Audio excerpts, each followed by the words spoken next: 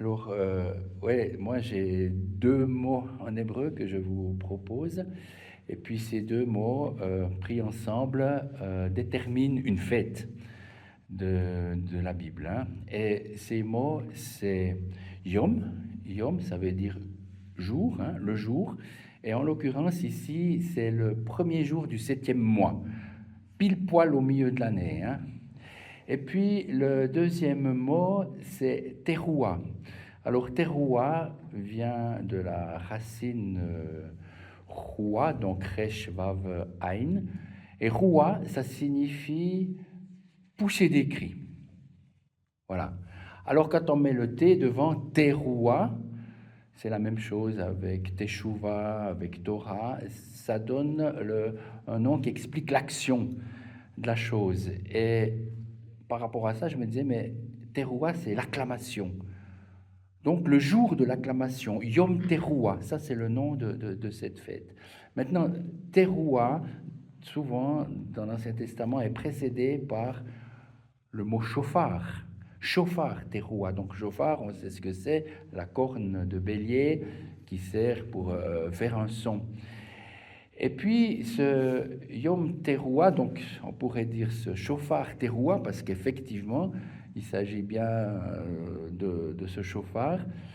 Mais dans le texte, dans les deux textes qui parlent de cette fête, si on veut, il n'y a pas le mot chauffard. Il y a seulement le mot Teruah. Mais ça ne veut pas dire que le chauffard n'était pas là, mais ça veut dire que l'important, c'est le Teruah, ce n'est pas le chauffard, ce n'est pas l'instrument.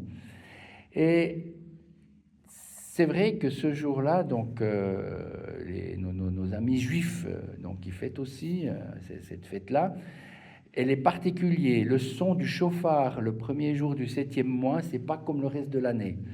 Ça sonne, si on veut, tout à fait spécifique, dans le sens, ça va dans le genre, puis après, tout d'un coup, il y a un son, c'est une sirène, si on réfléchit.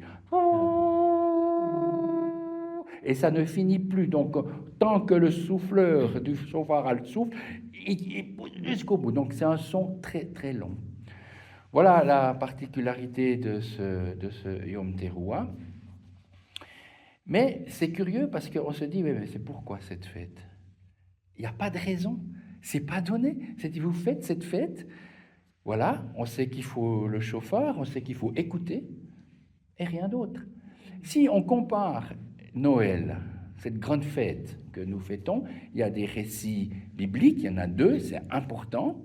On sait qu'à Noël, on fête la venue du Messie enfant, Jésus petit, mais dans ces récits-là, il n'y a pas de date, on n'a pas de nom, Noël c'est venu après, puis en fait, on ne trouve pas de traces d'une fête qui fêterait ça.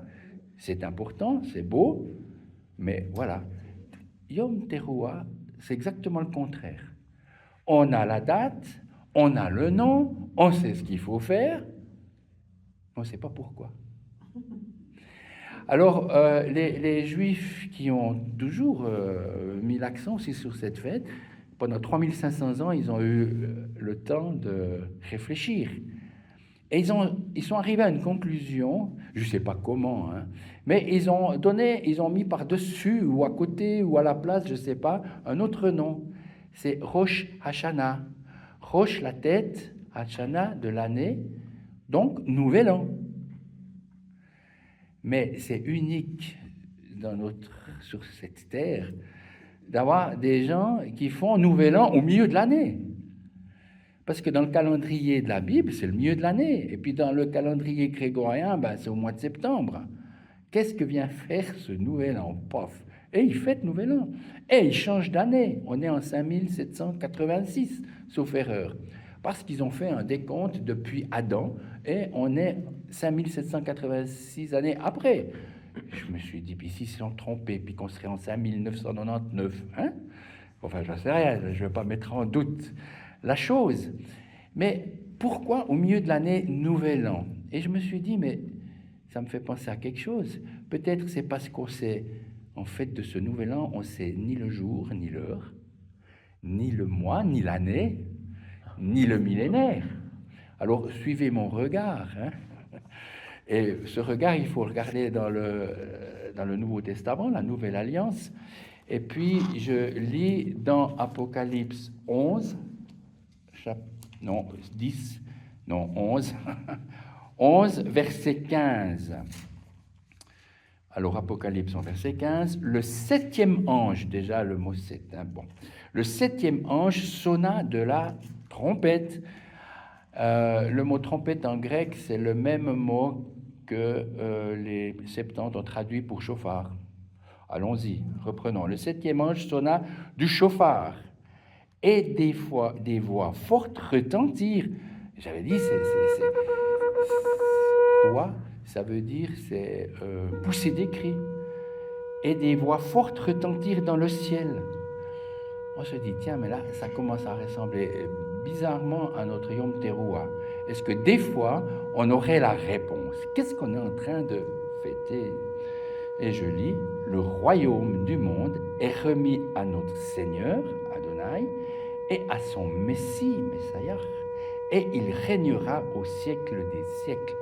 Ça ressemble étrangement au royaume pour Israël et au royaume de Dieu.